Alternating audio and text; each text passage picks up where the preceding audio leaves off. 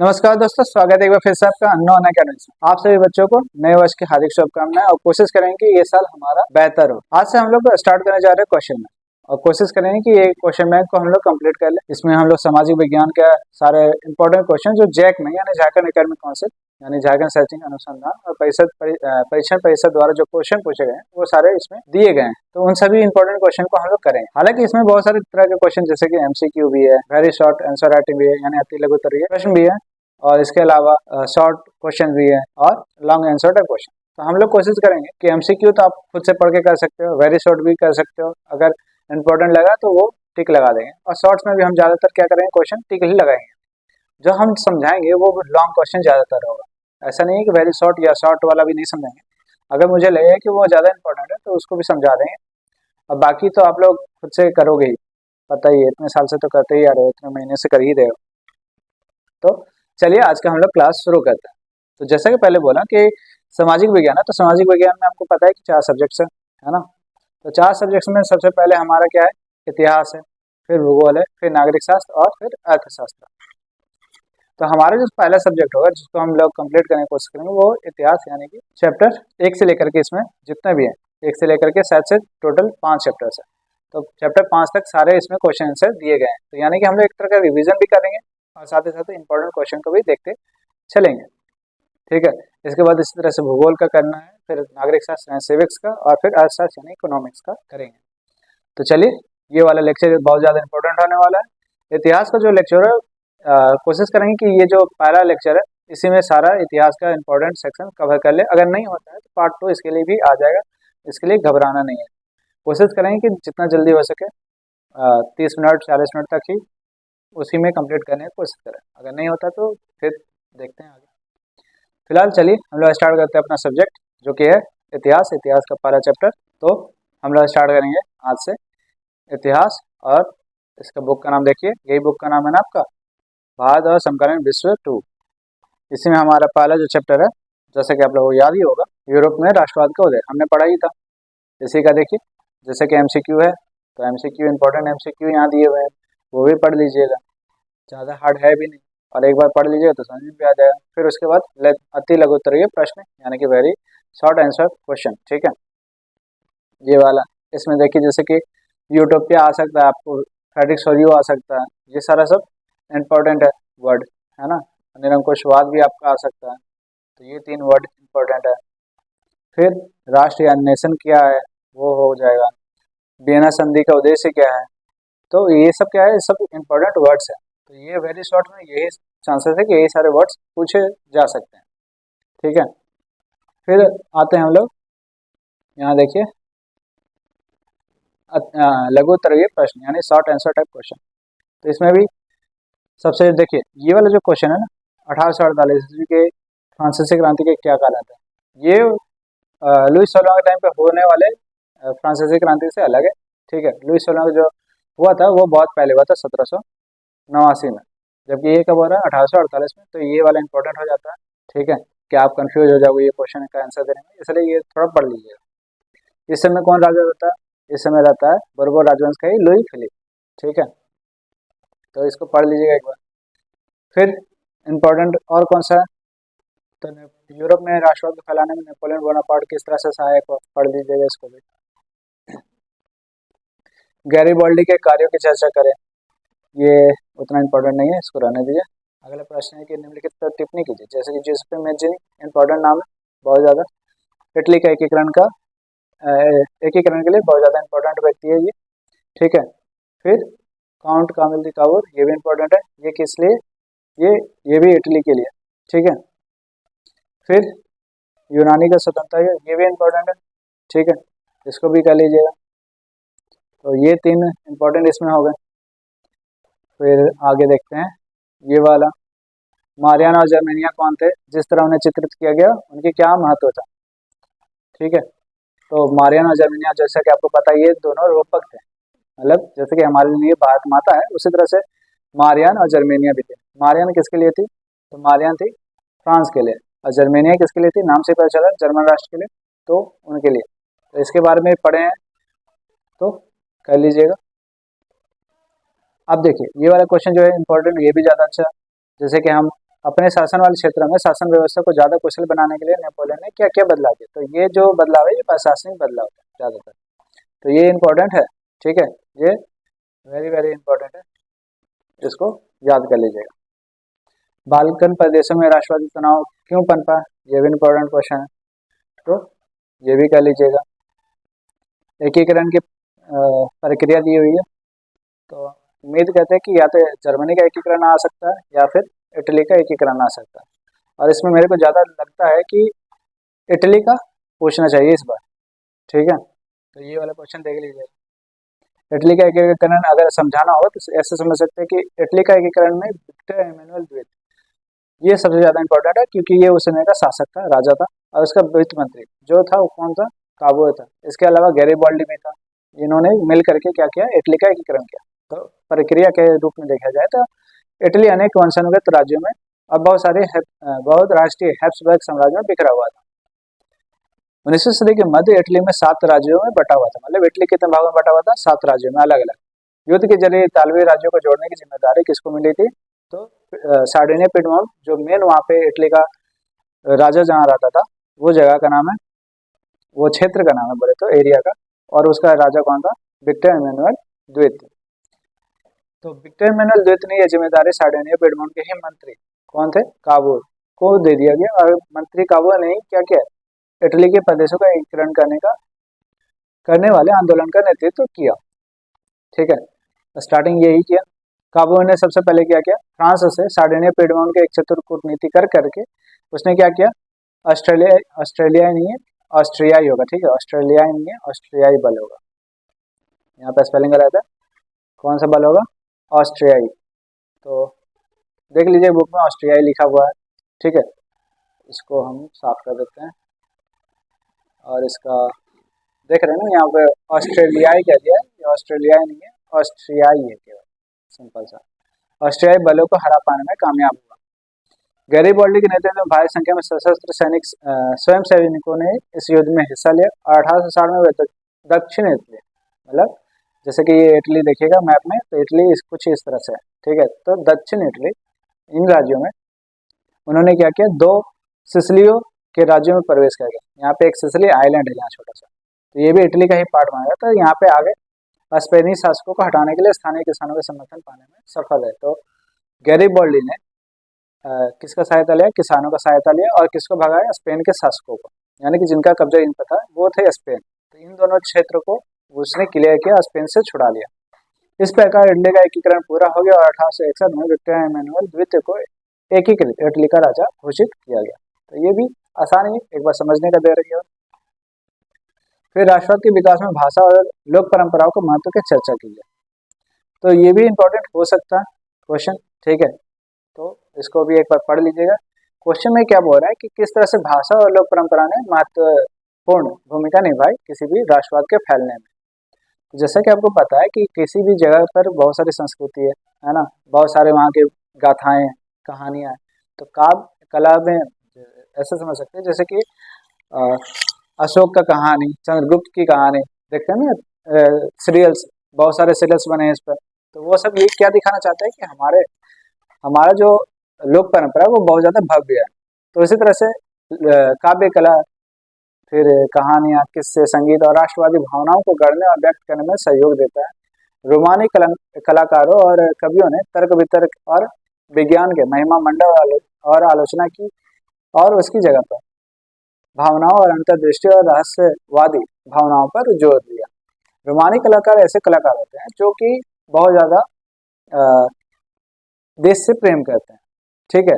तो वहाँ पे तर्क वितर्क और विज्ञान का महिमा मंडन और आलोचना की जगह पे उन्होंने क्या ध्यान दिया है, ज़्यादातर उनके इमोशंस, भावनाएं कैसे हैं, उनके अंतर्दृष्टि, वो कैसे देश को देखते हैं, और रहस्यवादी भावनाओं पर ज़्यादा उन्होंने जोर दिया, ना कि विज्ञान पर, ना ही तर्क वितर्क पर। एक साझा संस्कृति और एक साझा सामूहिक विरासत को राष्ट्र का आधार बनाया गया। जैसे कि हमारे समय में जब अंग्रेजों का कब्जा था, तो हमारे यहाँ के लोगों ने शिवाजी की पूजा की, ठीक है। हमारे समय पे तिलक ने गणेश पूजा रखी, ठीक है।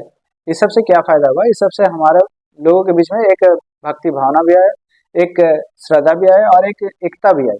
तो ये क्या है, हमारे साझा संस्कृति का पार्ट था, इसलिए ऐसा हो पाया। यानी कि हमने क्या किया था, ऐसा संस्कृति शेयर किया था एक दूसरे के साथ, तो इसलिए ये राष्ट्र का आधार बन पाया। इस तरह से बहुत सारे अलग अलग जगह पे अलग अलग तरह के त्यौहार और क्या बोलते हैं, एक संस्कृति पनपी थी, जिसके कारण हम लोग भारत को आज़ाद कराने में सफल हो पाई, हमारी एकता बेहतर हुई। ये ज़्यादा इंपॉर्टेंट है कि इसके कारण क्या हुआ, हमारी एकता बेहतर हुई। लोकगीतों, जनकाव्य और लोक नृत्य के माध्यम से लोक संस्कृति के इन स्वरूपों को एकत्र करना और राष्ट्र के निर्माण के लिए बहुत ज्यादा आवश्यक था। ये भी आसानी है। स्थानीय बोलियों पर बल और साहित्य, लोक साहित्य को एकत्र करने के उद्देश्य से आधुनिक राष्ट्र संदेश को ज्यादा लोगों तक पहुंचाना था।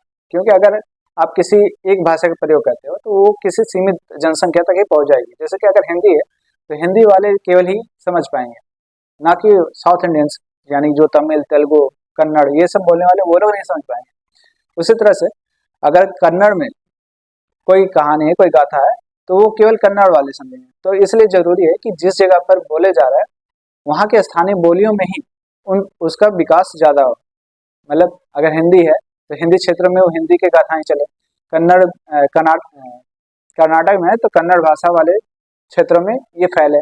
तो इस तरह से स्थानीय बोलियों पर बल दिया गया और वहाँ के मतलब स्थानीय तौर पर जितने भी लोग कहानियां हैं, किस्से हैं, उन सभी पर बल दिया गया और उसी को जोड़ करके एक राष्ट्रीय संदेश बनाया गया, जिसका एक ही मोटिव था कि देश को आज़ाद कराया गया। भाषा ने भी राष्ट्रीय भावनाओं के विकास में महत्वपूर्ण भूमिका निभाई। पॉलिश भाषा रूसी प्रभुत्व के विरुद्ध संघर्ष के प्रतीक के रूप में भी देखा जाने लगा था। तो पॉलिश यानी कि पोलैंड की जो भाषा है वो रूस के कब्जे में थी। ठीक है, मतलब पोलैंड जो था वो क्या था, रूस के कब्जे पे था। तो यहाँ के लोगों ने क्या किया, पोलैंड की जो ओरिजिनल भाषा थी जिसको बोलते हैं पॉलिश, वो पॉलिश भाषा को इन्होंने नहीं छोड़ा। जबकि रूसी यानी कि रूस के लोग चाहते थे, रूस की जो सरकार चाहती थी कि वो जो पोलैंड है, पोलैंड में रूस की भाषा चले। तो पोलैंड के लोगों ने इस तरह से क्या किया, रूसी भाषा का बहिष्कार किया या रूस का ही बहिष्कार किया। ये सारा कहीं पे भी हो सकता है। मतलब राष्ट्रवाद के विकास में भाषा और लोक परंपरा किसी भी देश में कहीं पे भी, ना कि भारत, बाकी पूरे देश में, विश्व भर में कहीं पे भी इसका प्रयोग करके हम राष्ट्रवाद का विकास कर सकते हैं, देश के प्रति प्रेम जगा सकते हैं। उसी तरह से यहाँ पे ये समझ सकते हैं कि फ्रांसीसी लोगों की सामूहिक पहचान का भाव पैदा करने के लिए फ्रांसीसी क्रांतिकारियों ने क्या कदम उठाए, तो ये भी इम्पोर्टेंट है। ठीक है, तो इसमें आप समझ सकते हैं कि पितृभूमि और नागरिक जैसे विचार को लाया गया, नया झंडा बनाया गया।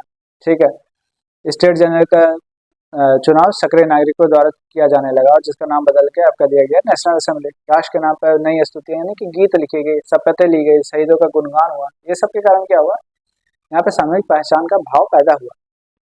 एक केंद्रीय प्रशासनिक व्यवस्था लागू की गई जिसमें नागरिकों के लिए समान कानून, आयात निर्यात शुल्क समाप्त कर दिए गए, जो कि आप लोग पढ़े हैं 9th क्लास में, वही ज्यादातर इसमें दिया हुआ है। अगला प्रश्न है कि उदारवादियों को की 1848 की क्रांति का अर्थ क्या लगाया जाता है। उदारवादियों ने किन राजनीतिक सामाजिक अर्थ है, ये ज्यादा इंपॉर्टेंट नहीं, ये क्वेश्चन कम ही पूछने का चांस है। ब्रिटेन में ये वाला भी इंपॉर्टेंट नहीं है, तो इसको भी छोड़ सकते हो। ठीक है, अगला चैप्टर हमारा है भारत में राष्ट्रवाद। भारत में राष्ट्रवाद, ये चैप्टर भी पढ़ चुके हैं हम लोग, है ना।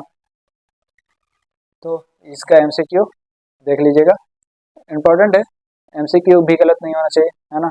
30 क्वेश्चन एमसीक्यू का रहेगा या 20 क्वेश्चन, वो तो मेरे को देखना होगा, मेरे को भी याद नहीं है। अति लघुत्तरीय प्रश्न उत्तर में देख लीजिए वर्ड, पिकेटिंग पूछ सकता है। ठीक है, बहिष्कार पूछ सकता है, रॉलेट एक्ट क्या था वो पूछ सकता है। ठीक है,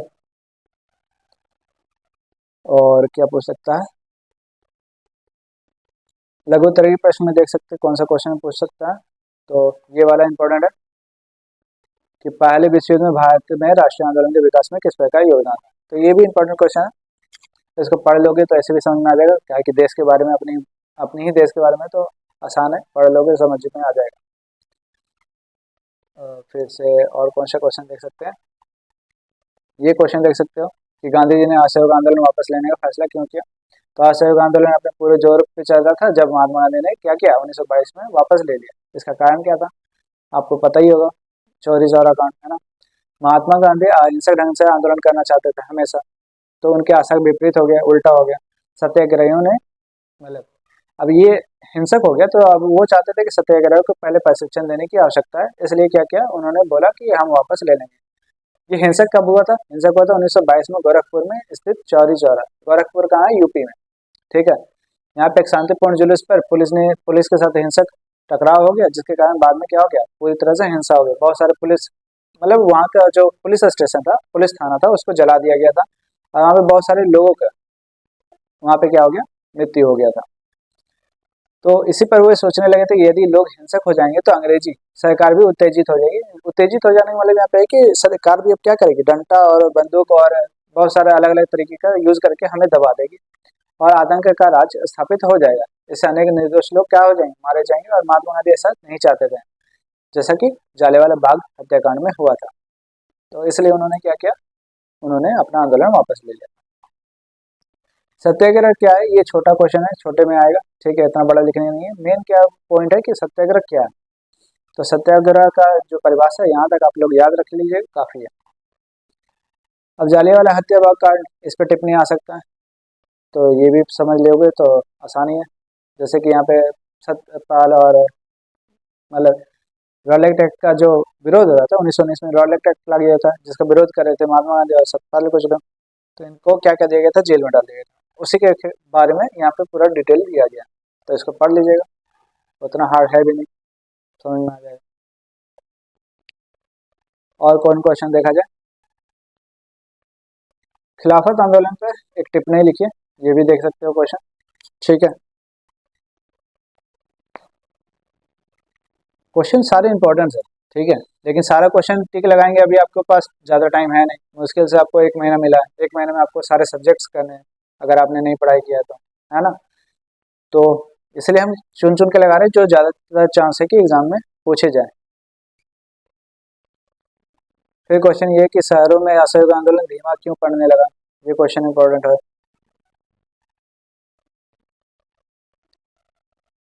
और उसी का दूसरा तरीके से ये क्वेश्चन पूछ सकता है कि सविनय अवज्ञा आंदोलन में विभिन्न वर्गों और समूहों ने कैसे भाग लिया और क्यों भाग लिया। दीर्घ उत्तरीय प्रश्न में देख सकते हो कि अपनाए गए तरीके क्या क्या तरीके थे। ठीक है, तो इसमें आप पढ़ लोगे, ये भी आसानी है, किस तरह से बहिष्कार किया, असफल क्यों हुआ, वो सब छोड़ दो। और कौन सा क्वेश्चन देख सकते हो, ये देख सकते हो कि नमक यात्रा की चर्चा करते हुए स्पष्ट कीजिए। देखिए, ये सविनय अवज्ञा आंदोलन है, तो सविनय अवज्ञा ही पूछेगा कि सविनय अवज्ञा आंदोलन के बारे में बताइए या उसके बारे में टिप्पणी कीजिए। तो सविनय अवज्ञा आंदोलन के बारे में ही बताना है कि ये किस तरह से असरदार प्रतीक था जिसमें नमक को चुना गया। तो नमक क्यों एक इम्पोर्टेंट चीज़ था उसके बारे में, और किस तरह से इसने देश के हित में काम किया उसके बारे में। तो जैसे कि यहाँ पे लिखा है कि देश को एकजुट करने के लिए महात्मा गांधी को नमक एक शक्तिशाली प्रतीक के रूप में दिखाया गया। इसका कारण क्या था कि नमक अमीर गरीब जैसे भी लोग हैं वो सभी के सभी क्या करते हैं, नमक का यूज करते हैं, और अंग्रेज इस पर टैक्स लेता। तो इसी का ये हुआ कि दांडी यात्रा स्टार्ट किया जाए और नमक पर कर जो लगता है उसको कर देने से मना किया जाए सरकार को। और इस तरह से ये क्या कर रहे थे, एक कानून तोड़ देते, और इसी कानून को तोड़ने के कारण ये कहला रहा था सविनय अवज्ञा। सविनय का मतलब है इज्जत, इज्जत से, और अवज्ञा मतलब कानून नहीं मानना। तो उसी के बारे में ये पढ़ चुके हैं, तो एक बार देख लीजिएगा, समझ में आ जाएगा। आसान क्वेश्चन है और इसमें वैसा कुछ क्वेश्चन तो दिख नहीं रहा। चलिए अगला चैप्टर देखते हैं। अगला चैप्टर है भूमंडलीकृत विश्व का बनना, ये भी इंपॉर्टेंट चैप्टर है। ठीक है, MCQ कर लीजिएगा। अति लघुत्तरीय प्रश्न भी इंपॉर्टेंट जो है देख लेते हैं। जैसे कि एक वर्ड है वैश्वीकरण, क्या है ये पूछ सकता है। गिरमिटिया मजदूर, वीटो का, ये सारे छोटे छोटे क्वेश्चन। उससे क्या था, ठीक है। नियो का तात्पर्य क्या है, नहर बस्तियां किसे कहते हैं। ये हो गए अति लघुत्तरीय प्रश्नोत्तर। लघुत्तरीय प्रश्नोत्तर में देखना है तो आप देख सकते हो ये वाला क्वेश्चन कि पहला विश्व युद्ध आधुनिक औद्योगिक युद्ध था, ये वाला।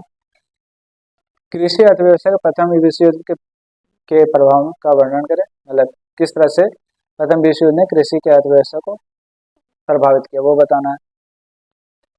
फिर से और क्या बताओगे, और कुछ देख लेते हैं।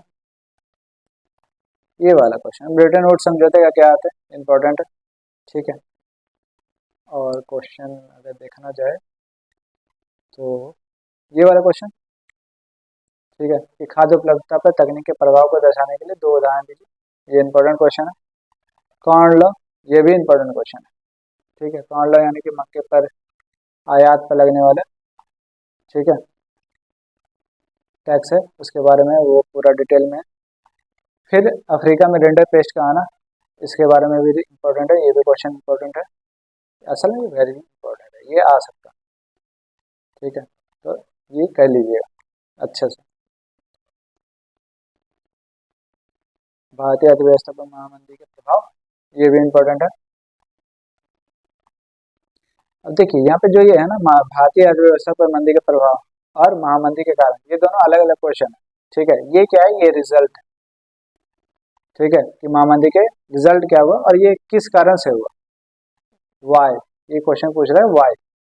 तो ये दोनों क्वेश्चन इंपॉर्टेंट है, ठीक है। और ये जो दूसरा कारण है, ये क्या है, ये दीर्घ उत्तरीय प्रश्न में आता है। तो दीर्घ उत्तरीय प्रश्न में समझ लेते हैं, आता है तो कि 1929 में आर्थिक महामंदी की शुरुआत हुई। इसके निम्नलिखित कारण थे, जैसे कि औद्योगिक क्रांति के कारण अमेरिका और ब्रिटेन में बड़े बड़े पैमाने पर उत्पादन कार्य होना स्टार्ट हो गया था।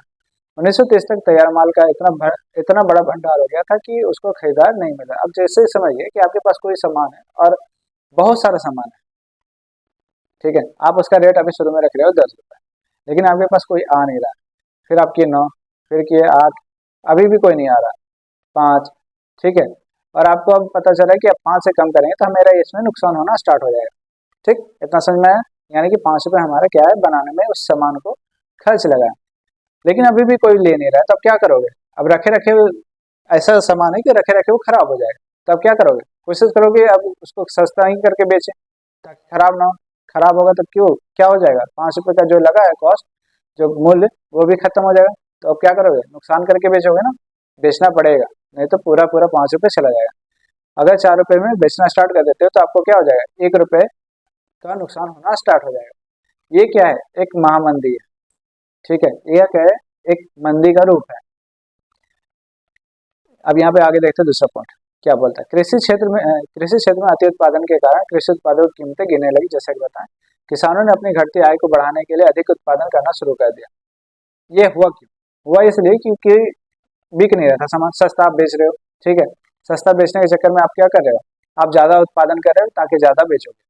तो इस चक्कर में क्या हुआ कि ज्यादा ज्यादा उत्पादन बढ़ता गया। अब उत्पादन बहुत ज्यादा हो गया, जब उत्पादन बहुत ज्यादा हो गया तो क्या हो गया, कीमतें और ज्यादा गिरेगी। किसी भी चीज का अगर उत्पादन ज्यादा कर देते हो, ठीक है, किसी भी चीज का उत्पादन बहुत ज्यादा करोगे तो कीमत क्या होगी, ऑटोमेटिकली उसका गिरने लगेगा।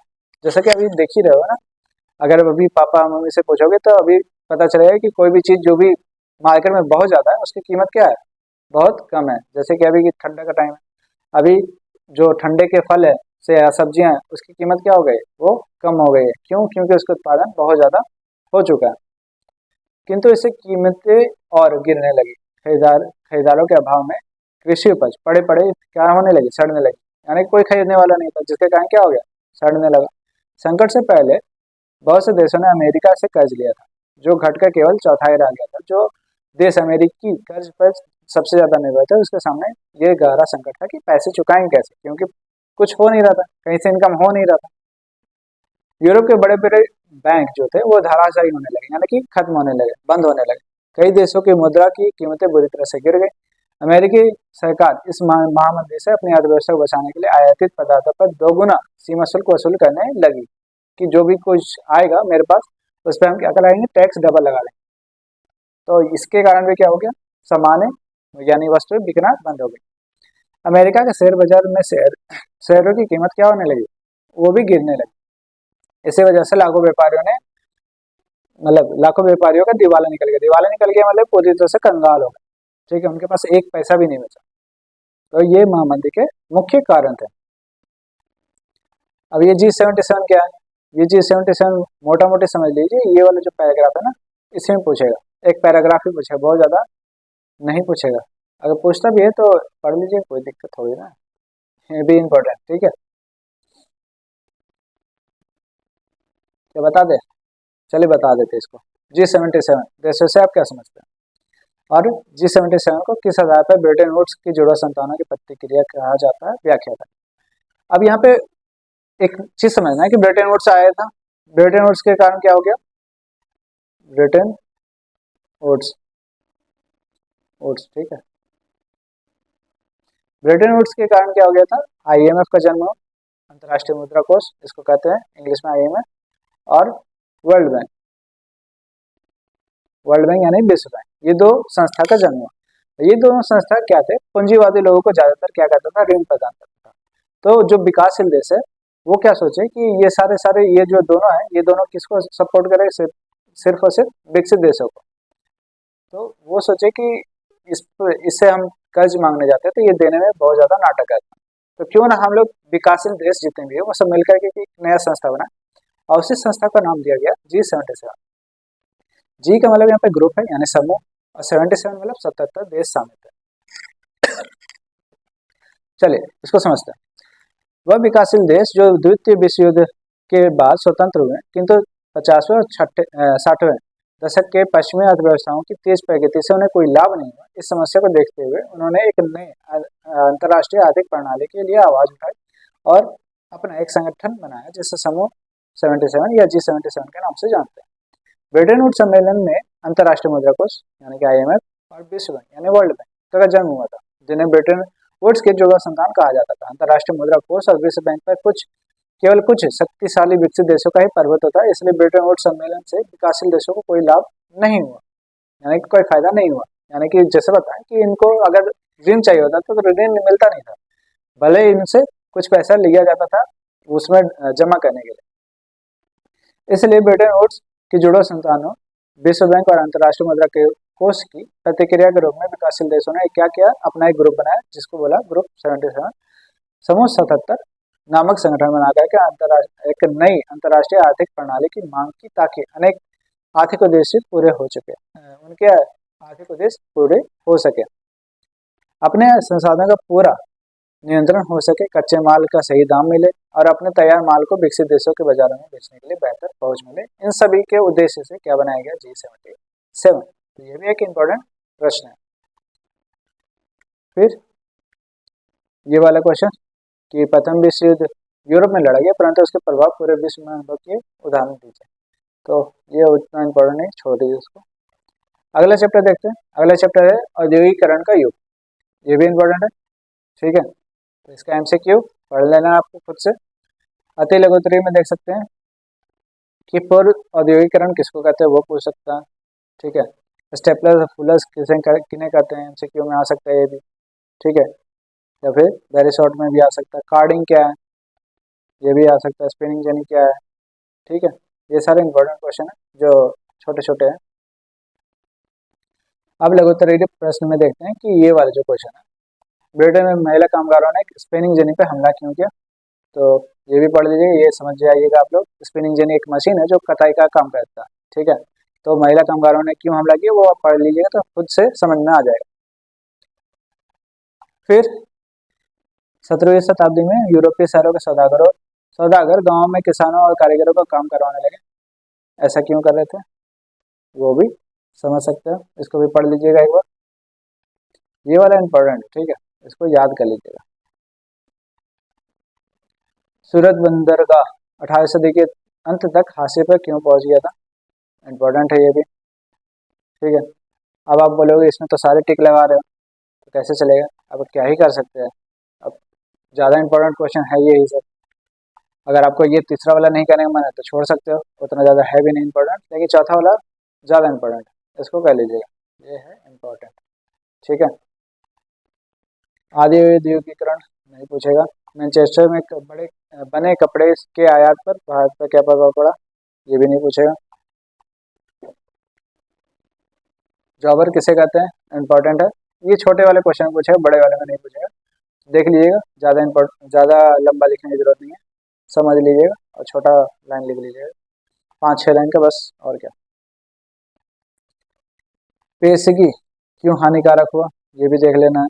पेशगी मतलब एडवांस देने से, एडवांस प्रणाली अपनाने से किस तरह से नुकसान हुआ वो है उसके बारे में। तो सिंपल से समझ लीजिए कि अगर कोई एडवांस आपको देता है तो आपको वो काम कहना ही पड़ेगा जो वो बोला है, ठीक है। और ये जो बोलने वाले हैं वो ज़्यादातर अंग्रेज रहते थे उस समय, तो समझ सकते हो कैसा दिक्कत होगा। और कोई क्वेश्चन? अब दीर्घ उत्तरीय देखते हैं। हाँ, ये वाला क्वेश्चन भी इम्पोर्टेंट है या वेरी इंपॉर्टेंट इसको बोलो। पहले विश्व युद्ध के समय भारत में औद्योगिक उत्पादन क्यों बढ़ा? तो सिंपल सा है कि औद्योगिक विश्व युद्ध हो रहा है तो आपको बहुत सारे सामानों की आवश्यकता होगी, तो आप केवल ब्रिटेन में छोटे से देश में नहीं कर सकते हो, तो जितने भी वो उसके उपनिवेश है औपनिवेश है उन सभी जगह पे आपको कहना पड़ेगा। तो पढ़ लीजिएगा, समझ में आ जाएगा, उतना हार्ड है। फिर एक क्वेश्चन है कि 19वीं सदी के यूरोप में कुछ उद्योगपति मशीनों के बजाय ज़्यादातर श्रमिकों को प्राथमिकता दे रहे थे, इसका कारण क्या है वो भी समझ जाओगे, इसको पढ़ लेना या फिर पढ़ के बता दें। चलो पढ़ के बता देते हैं ये वाला। 19वीं सदी में क्या हो रहा था कि प्राथमिकता देने का कारण सिंपल सा है कि एक तो ये है कि जो मनुष्य कर सकता है वो मशीन नहीं कर सकता, जैसे कि छोटा छोटा एकदम महीन महीन बुनाई है वो सब मशीन नहीं कर सकता, लेकिन श्रमिक कर सकते हैं। विक्टोरिया काल मतलब विक्टोरिया जब महारानी थी उस समय ब्रिटेन में मानव श्रम की कोई कमी नहीं थी, मतलब इस समय बहुत ज़्यादा यूरोप से क्या हो रहे थे, बहुत सारे लोग ब्रिटेन जा रहे थे, जिसके कारण वहाँ पे लोगों की संख्या काफ़ी थी। इस दौरान ब्रिटेन में गरीब किसान और बेरोजगार लोग कामकाज की तलाश में बड़ी संख्या में शहरों में आ जाते थे। सस्ते श्रमिक उपलब्ध होने पर मशीनों के बजाय मानव श्रम की प्राथमिकता दी जाती थी। एक तो ये कि बहुत ज़्यादा लोग थे, दूसरा कारण ये था कि मशीनों को लगाने में उस समय क्या होता था, खर्च बहुत ज़्यादा आता था, उसको रिपेयर करने में भी खर्च आता था, जगह चाहिए होता था, तो इतना कर पाना उनके लिए मुश्किल था। तो कुछ उद्योगपति बड़ी मशीनों पर भारी खर्चा करने से हिचकिचाते थे, क्योंकि मशीनों की लगाने से यह जरूरी नहीं था कि उनको ऐसा काम करने से लाभ ही होगा, ठीक है। अगर मान लो कि आप लगा लेते हो मशीन और आपको पता चले कि आपका नुकसान होने वाला है तो आप लगाओगे कभी नहीं ना। एक तो ये, दूसरा कारण ये था कि जो मानव है मानव है वो आप उसको मौसम के हिसाब से रख सकते हो, मौसम के हिसाब से हटा सकते हो। मशीनों के साथ ऐसा नहीं है, अगर आपने एक बार मशीन खरीद लिया तो उसको पूरे साल रखना पड़ेगा, है ना। तो कई उद्योग ऐसे थे जहाँ श्रमिकों की मांग मौसमी आधार पर होता था, यानी कि अगर मौसम है तो घट जाएगा, अगर मौसम नहीं है, सॉरी मौसम है तो आदमियों की संख्या ज़्यादा होती थी और मौसम नहीं है तो घट जाती थी। मौसम का मतलब यहाँ पे है कि अगर मान लो कि गर्मी है, गर्मी में आपको गर्मी वाला कपड़ा केवल आप बनाते हो, तो आप गर्मी में क्या चाहोगे कि ज़्यादा से ज़्यादा मजदूर हो, ज़्यादा से ज़्यादा हम बिक्री करें, लेकिन ठंडे में तो उसकी ज़रूरत नहीं पड़ेगी क्योंकि आप तो गर्मी का केवल कपड़ा यानी सूती कपड़ा बनाते हो, तो आप क्या करोगे, उस उन जितने भी मजदूर हैं उन सबको हटा दोगे। लेकिन मशीनों के साथ तो ऐसा होगा नहीं, जैसे गैस घरों, शराब खानों, बंदरगाहों और जहाज पर मरम्मत और साफ सफाई ऐसे उद्योगों में उद्योगपति मशीनों के बजाय मजदूरों को ही काम पर रखना पसंद करते थे, ठीक है। कुछ उत्पाद जो मशीनों के बजाय केवल हाथ से ही तैयार किए जा सकते थे, ऐसे उद्योगों में मजदूरों का प्रयोग अपरिहार्य था। अपरिहार्य मतलब बहुत ही ज्यादा जरूरी था, आप उसमें मशीन नहीं लगा सकते थे। जैसा कि बताया कि एक महीन महीन डिजाइनिंग करना, उस समय मशीन उस समय उतने ज्यादा सक्षम नहीं था जितने आज है। तो उस समय किसका प्रयोग होता था, उस समय मजदूर यानी कि लोगों का ही प्रयोग किया जाता था। विक्टोरिया कालीन ब्रिटेन में कुलीन और पूंजीपति वर्ग जो थे वो ज्यादातर हाथ से बने हुए वस्तुओं को ही पसंद करते थे। इस कारण से भी क्या होते थे, कुछ उद्योगपति मशीनों के बजाय हाथ से काम करने वाले श्रमिकों को महत्व देते थे। तो ये भी आसान है, ज्यादा हार्ड है नहीं, एक बार आप पढ़ लोगे कहानी की जैसे समझ लोगे तो आसान से बन जाएगा, याद भी हो जाएगा। ईस्ट इंडिया कंपनी ने भारतीय बुनकरों से सूती और रेशमी कपड़े की नियमित आपूर्ति सुनिश्चित करने के लिए क्या किया? तो पेशगी वाला जो है इसी से रिलेटेड है, तो इसको भी पढ़ लेना, ये भी आसानी है। बस यही इतना ही इसमें, ठीक है। तो इसमें ज़्यादा क्वेश्चन हो गया ना, कोई बात नहीं, कर लेना है, आप ही को पास करना अच्छे नंबर से, है ना। अगर आप ये पूरा पूरा कर लेते हो मेरा बात, मतलब ये जो वीडियो है ये वीडियो पूरी तरह से देख लेते हो और उसके हिसाब से याद भी कर लेते हो, तो इतना है कि आपका 70 से तो 60 से ऊपर परसेंट तो पक्का आएगा, मतलब 60% से ऊपर आपका पक्का होगा। तो कोशिश कीजिए कि साथ ही साथ बने रहे, ज़्यादा से ज़्यादा अगर आप करते हो तो आप कम से कम 80% तक ला सकते हो पूरी तरह से, अगर आपने कंठस्थ याद कर लिया सारा तब, ठीक है। अब हम ये नहीं बोलेंगे कि 99% या 100% या 95% तक ला दोगे, इतना नहीं है, ठीक है। आप लोग शॉर्टकट मार रहे हो तो शॉर्टकट ही नंबर मिलेगा, पूरा नहीं मिलेगा। अति लघुत्तरीय प्रश्न उत्तर, ये देखिए ये लास्ट चैप्टर है ऐसा, है ना। कौन सा चैप्टर है ये प्रिंटिंग यानी मुद्रण संस्कृति और आधुनिक दुनिया है, इसको ही क्या बोलते हैं, मुद्रण को ही प्रिंटिंग कहते हैं। तो चलिए इसका एमसीक्यू देख लीजिएगा आप लोग और अति लघुत्तरीय प्रश्न देख लीजिए। इसमें है इंपॉर्टेंट कौन सा? पहला तो ये योहान गुटेनबर्ग कौन था, इसकी पहली पुस्तक कौन सी थी, लाटिन क्या होता है, ठीक है, ये सारा सारा इंपॉर्टेंट है। फिर राजा राम मोहन राय के दो समाचार पत्र कौन था, बाल गंगाधर का कौन सा पत्रिका था, मार्टिन लूथर किंग कौन था, खातिब किसे कहते थे। ये सब जो वर्ड है ना, ये सब ज़्यादातर पूछता ही है एग्जाम में, मतलब ये ऐसा है कि आपको पता है कि नहीं पता है। कितागावा उतामारो कौन थे, ठीक है, चैप बुक क्या होती है, ये सब छोटे छोटे ऐसे भी पढ़ जाओगे तो समझ में आ जाएगा। अब ये वाला हाँ लघु उत्तरीय वेरी शॉर्ट आंसर में, वुड ब्लॉक प्रिंटिंग या तख्ती की छपाई यूरोप में 1295 के बाद आई, कारण दे। 1295 के बाद क्यों आई, उसका कारण है, ठीक है, तो ये भी इम्पोर्टेंट है, कर लेना है। मार्टिन लूथर किंग मुद्रण के पक्ष में था और उसने इसकी खुलेआम प्रशंसा की, कारण बताइए, तो ये भी इम्पोर्टेंट क्वेश्चन है। महात्मा गांधी ने क्यों कहा था, उसका भी कारण बताना है, ये भी इम्पोर्टेंट क्वेश्चन है। वर्नाकुलर या फिर देसी प्रेस एक्ट पर टिप्पणी कीजिए। वर्नाकुलर या देसी प्रेस एक्ट, यानी कि वर्नाकुलर का मतलब ऐसा है कि मातृभाषा में कोई भी पेपर या न्यूज़पेपर या किसी भी तरह का छपाई नहीं होगा, तो इसको समझा देते हैं, ये थोड़ा सा है कि वर्नाकुलर या देसी प्रेस एक्ट 1978 में लागू किया गया था। 1875 ईस्वी के विद्रोह के बाद, 1875 एक साथ होगा, ठीक है, अलग अलग लिखा है, कोई दिक्कत नहीं है। 1875 ईस्वी के बाद जो जो भाषाई समाचार पत्र राष्ट्रवाद के समर्थन में मुखर होते गए, वैसे वैसे अपनी वार्षिक सरकार ने यानी कि अंग्रेजों ने इस पर कड़े नियंत्रण का प्रस्ताव लगाने लगे। इसी का परिणाम क्या था कि 1878 में वर्नाकुलर प्रेस एक्ट आया। वर्नाकुलर का मतलब होता है मातृभाषा, ठीक है, वर्नाकुलर का मतलब क्या होता है, मातृभाषा। तो मातृभाषा में प्रिंटिंग प्रेस नहीं करना है, मतलब आपको मुद्रण नहीं करना, छपाई नहीं करना। इस कानून से क्या हुआ कि सरकार को भाषाई प्रेस में छपी रिपोर्ट है, ठीक है, रपट नहीं रिपोर्ट होगा, रिपोर्ट ही लिखिएगा, रपट भी लिख सकते हैं लेकिन रिपोर्ट ज़्यादा सही रहेगा। और संपादकीय को सेंसर करने का व्यापक अधिकार मिल गया। सेंसर करने का मतलब उसको कटाई छटाई करने का, जिसमें अगर अंग्रेजों का कोई अंग्रेजों के बारे में कुछ गलत बोला है, उस भाग को हटा करके बाकी प्रिंट कर देना, तो इसको ही क्या बोलते हैं, सेंसर करना, कटाई छटाई करना। इस एक्ट के प्रभाव से सरकार उस दौरान राष्ट्रवादी हो चुके विभिन्न अखबारों पर अपना शिकंजा कसने लगी थी। सरकार विरोधी समाचार पत्र छापने वाले को एक चेतावनी मिली, और जो चेतावनी को अनदेखा करता था उसको मशीनों को जब्त कर लिया जाता था।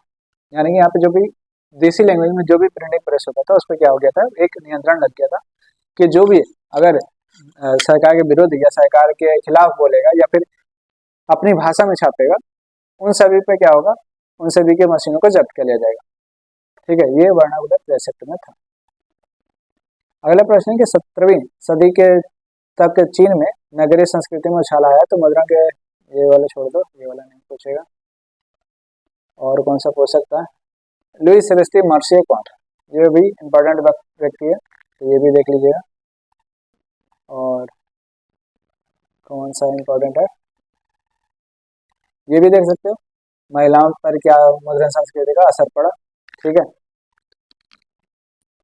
फिर गरीब जनता पर क्या असर पड़ा, ये सब ऐसे भी समझ सकते हो, समझ के कर सकते हो। फिर भारत के समाज सुधारकों पर क्या प्रभाव पड़ा, तो सब पर एक एक टिप्पणी है, तो एक बार एक लाइन से ही पढ़ सकते हो, जैसे कि ये वाला महिलाओं पर था, महिलाओं पर क्या असर पड़ा, इसमें था गरीब जनता पर क्या असर पड़ा, और ये जो समाज सुधारक हैं हमारे देश के, उन पर क्या असर पड़ा। अब दीर्घोत्तरीय देखते हैं, ठीक है, दीर्घोत्तरीय में ये प्रश्न इंपॉर्टेंट है कि 18वीं सदी के यूरोप में कुछ लोगों को ऐसा क्यों लगता था कि मुद्रण संस्कृति से निरंकुशवाद का अंत हो जाएगा और ज्ञानोदय हो जाएगा, ठीक है, तो इसका मतलब क्या था कि अगर हम लोग मुद्रण संस्कृति यानी प्रिंटिंग करते हैं तो इससे निरंकुशवाद जो चल रहा है वो खत्म हो जाएगा और नया एक ज्ञानोदय होगा। इसका कारण था कि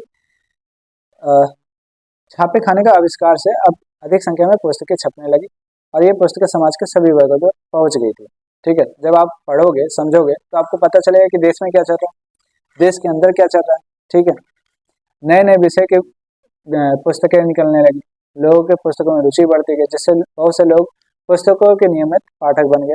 जैसे कि आप लोग को पढ़ना पड़ रहा है जबरदस्ती, है ना, ऐसा कुछ नहीं है, पढ़ाई कीजिए, यह बात सभी बातें ज्ञान ज्ञान के उदय और प्रसार का सूचक थी। मुद्रण ने संवाद और वाद विवाद की एक नई तकनीक, एक नई संस्कृति को जन्म दिया। अगर आप पढ़े लिखे नहीं तो आप किसी भी बारे में बात नहीं कर सकते। अब जब बात नहीं कर सकते हो तो आप उसके बारे में सोचोगे भी।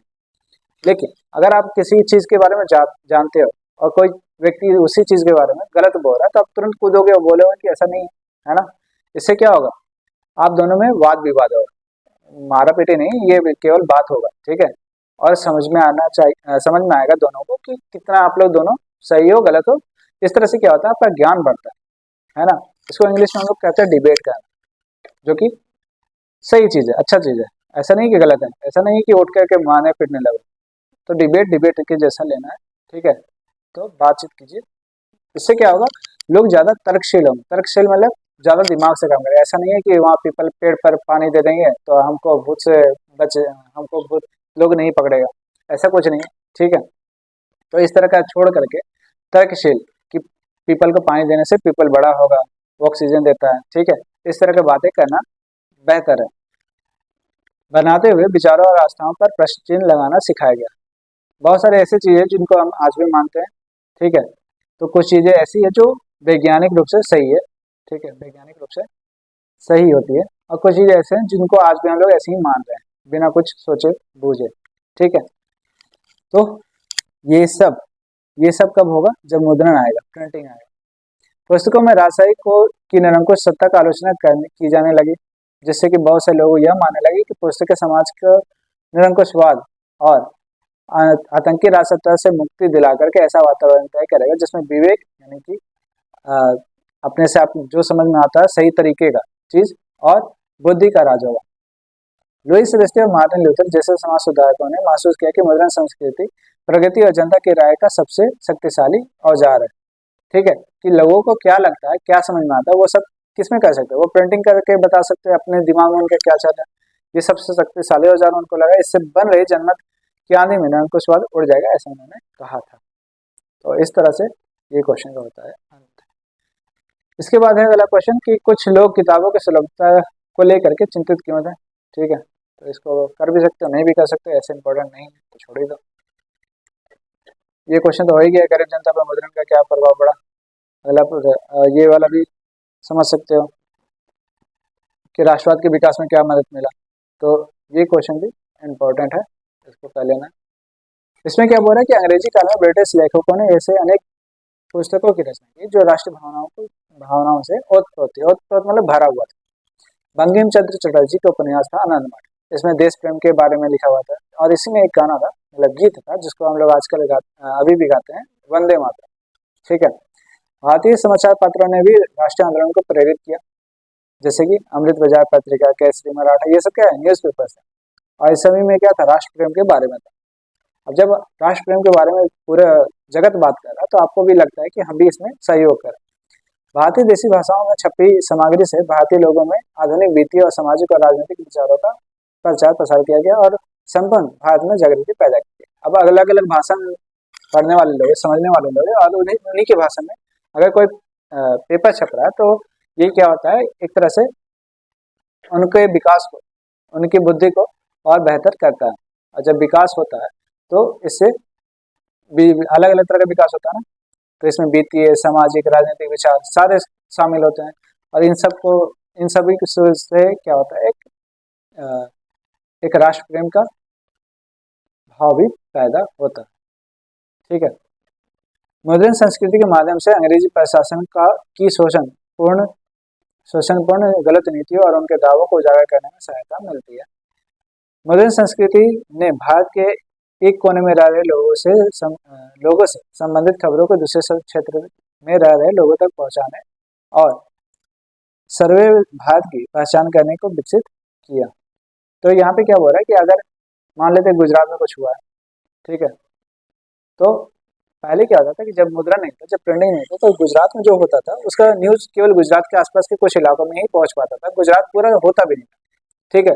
लेकिन प्रिंटिंग में आने के कारण क्या होगा कि गुजरात का जो न्यूज है वो अरुणाचल प्रदेश में भी आपको समझ में आ रहा है कि उनकी भाषा में लिखा हुआ है, लोकल भाषा में। तो अरुणाचल प्रदेश के लोगों को पता चला है कि गुजरात में क्या क्या चल रहा है। अगर कोई चीज दिल्ली में हो रहा है तो झारखंड के लोगों को भी पता चल रहा है, ठीक है। ये सब किस कारण से हो रहा है? तो प्रिंटिंग के कारण, मुद्रण के कारण, ठीक है। ये जो हमारे पास समाचार पत्र आते हैं उनके कारण। प्रेस के माध्यम से राष्ट्रीयवादियों के लिए अपने विचारों को जन जन तक पहुंचाना इससे क्या हो गया? आसान हो गया, ठीक है। राष्ट्रीयवादी मतलब जो देश की रक्षा करते हैं, जो देश का हित चाहते हैं, उनके लिए ये क्या हो गया? ये बेहतर हो गया। ये एक शक्तिशाली माध्यम बन गया जिससे राष्ट्रवादी भारतीय देशभक्ति की भावनाओं का प्रसार और आधुनिक आर्थिक, सामाजिक और राजनीतिक विचारों का प्रसार तथा जनसाधारण की जागृत करने में मदद करती है। तो इस तरह से प्रेस ने क्या किया? भारत में राष्ट्रवाद का विकास किया। अगला प्रश्न है कि कुछ इतिहासकार ऐसा क्यों मानते हैं कि मुद्रण संस्कृति ने फ्रांसीसी क्रांति के लिए जमीन तैयार की? तो ये भी पढ़ सकते हो, पढ़ लेना एक बार, उतना ज़्यादा काम का नहीं है। तो इस तरह से क्या होता है, हमारा पूरा पूरा कौन सा चैप्टर हुआ? हाँ, हिस्ट्री हुआ ना। इतिहास हमारा खत्म हो गया। अब इतिहास खत्म हो गया, इतिहास के बाद हम लोग देखेंगे अगला। अगला क्या है देख लेते हैं। अगला है हमारा भूगोल। भूगोल हम लोग करेंगे अब अगले क्लास में। तो इतिहास का मुझे लगा था कि 2 क्लास लगी, तो एक ही में हो गया, तो ठीक है, कोई दिक्कत नहीं, हमारा टाइम बचेगा और बेहतर करेंगे हम लोग। तो इतिहास का हो गया। अगर ऐसे आपको अगर कोई डाउट है, कोई दिक्कत आ रहा है ना, तो हमारा जो टेलीग्राम चैनल है, टेलीग्राम चैनल में आप जा करके अननोन एकेडमिक्स लिखिएगा, ठीक है, अननोन एकेडमिक्स, तो हमारा चैनल दिख जाएगा। हमारे 2 चैनल होंगे, दोनों में से किसी में भी भेज दीजिएगा, वहाँ पे हम लोग आपका सुन लेंगे जो भी डाउट है आपका, ठीक है। अगर आपको चाहिए कि आपको समझ में नहीं आया, एक वीडियो बना के दे दीजिए भैया, तो हम वीडियो भी बना के दे देंगे, आप क्वेश्चन केवल टाइप करके दे दीजिएगा, ठीक है। किसी भी सब्जेक्ट का आपके लिए खुला है, क्योंकि एग्ज़ाम बहुत सामने है। हम चाहते हैं कि आप बेहतर ढंग से तैयारी करें और बेहतर रिजल्ट लाएँ। और कोशिश कीजिए कि हमारे जितने भी स्टूडेंट हैं जो हमसे पढ़ रहे हैं, वो ज़्यादातर 60% से तो ज़्यादा ही लाएँ। तो मेहनत कीजिए, हम लोग भी यहाँ पे मेहनत करेंगे, ठीक है। तो आज का क्लास यहीं रखते हैं, मिलते हैं अगले क्लास में। तब तक के लिए गुड बाय, टेक केयर, ध्यान रखिएगा।